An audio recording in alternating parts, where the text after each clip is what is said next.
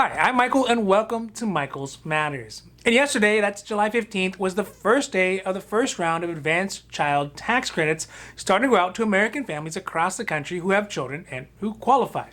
These new higher child tax credits represent one of the biggest anti-poverty measures in U.S. history really since President Johnson, that's LBJ's, War on the Poverty in 1964.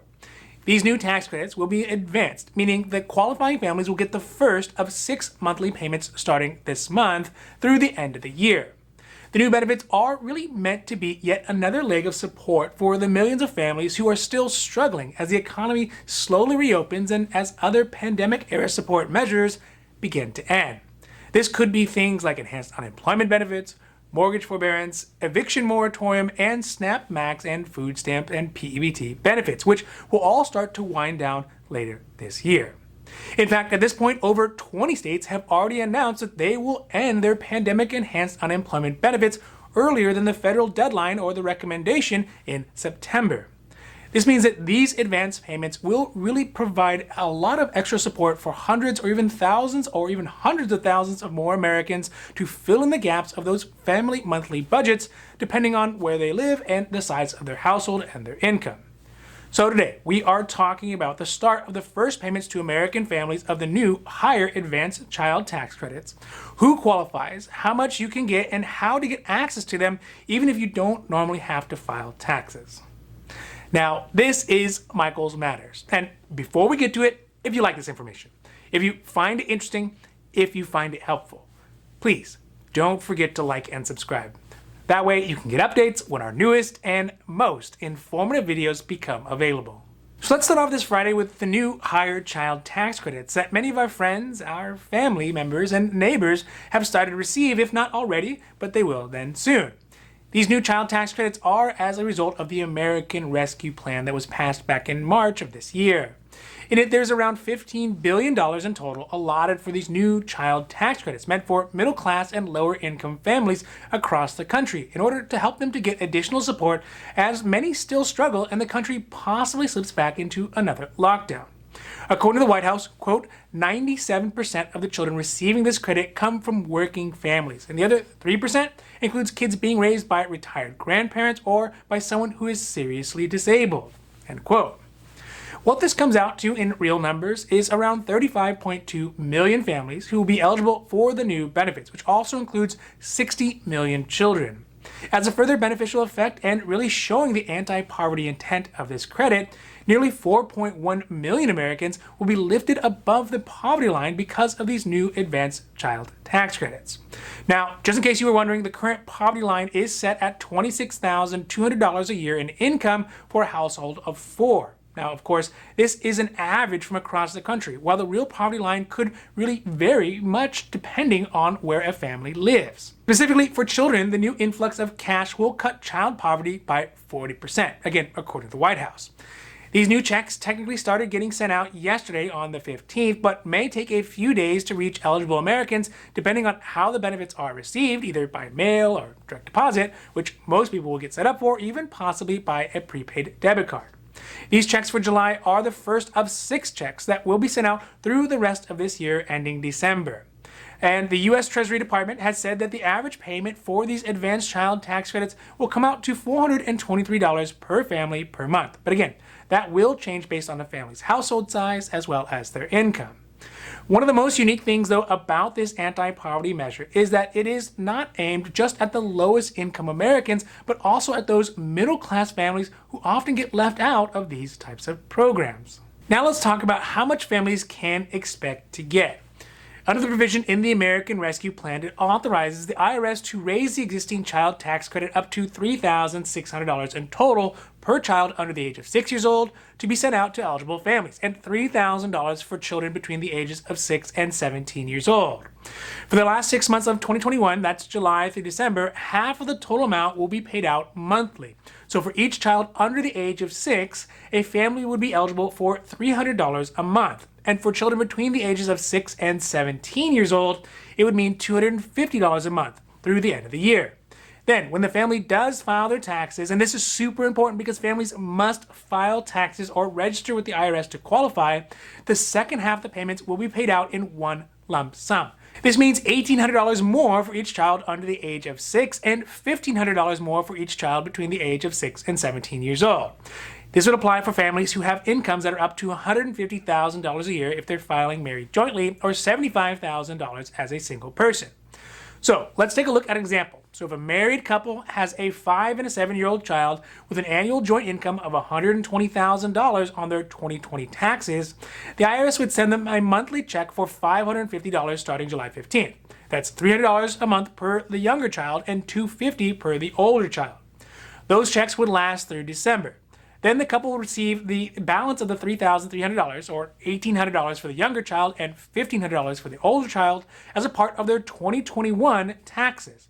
This is substantially higher than the previous year's child tax credits that were only up to $2,000 per child under the age of 17 years old.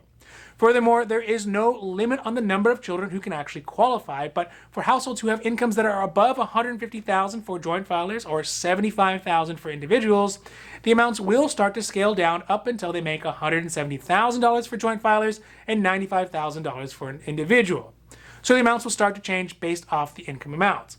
It is possible to also receive the payments as a full lump sum if you'd like, but that would also mean waiting until the 2021 taxes are filed to claim the full amount as a refund. Based on the way that these child tax credits are laid out, though, they are designed to help even the lowest income Americans who don't normally need to file for taxes.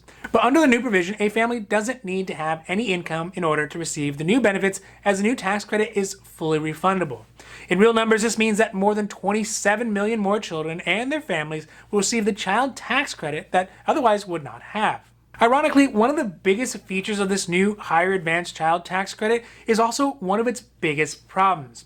This is because although it is possible to qualify for the tax credit and not have any income, it also means that most of those folks who are newly eligible for the new tax credit, they don't usually file taxes. So if they did not previously file taxes or make updates with the IRS via the non-filer portal, like to say, get those stimulus checks, then they may not even know that they can qualify for these new credits.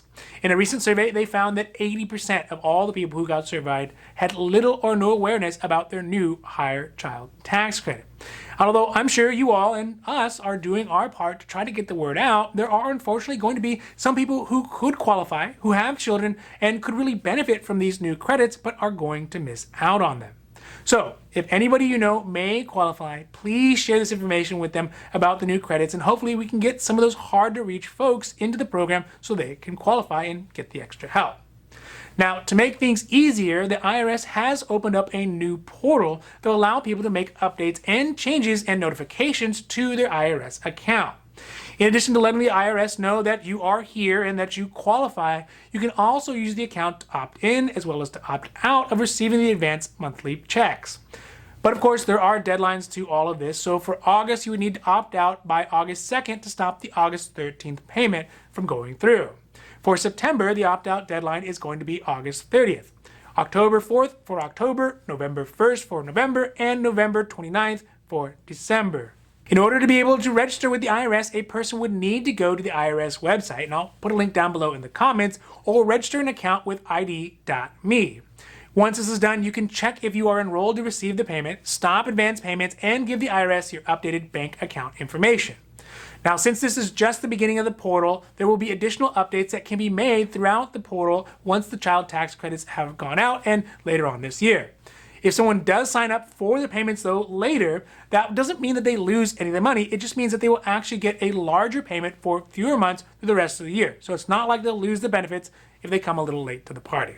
From the political side of all this, it makes total sense that mainly Democrats would want to provide yet another leg of support for those families who are still struggling as many pandemic-era benefits are ending, especially in more Republican states who are already starting to end benefits ahead of their scheduled dates. For example, South Carolina is already ending its SNAP Max and food stamp expansion programs that began last year at the start of the pandemic.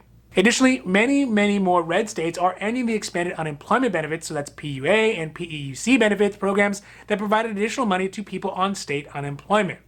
The hope with these new higher child tax credits is that they will ease some of those families back into the workforce instead of just cutting them off cold turkey from benefits that have helped them so much over the last year.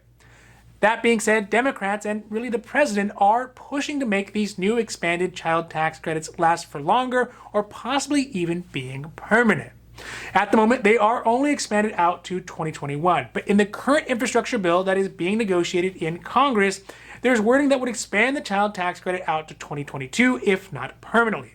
Although nothing has been passed just yet, the IRS is already gearing up to ensure that they are able to facilitate the new tax credit for at least one more year.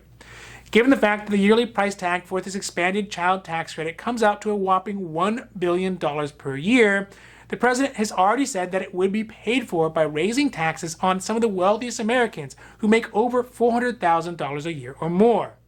But with all this money being printed out, without being attached to any sort of production, rather just being printed, there are serious concerns about how this influx of cash will only exacerbate the already rising inflation rate.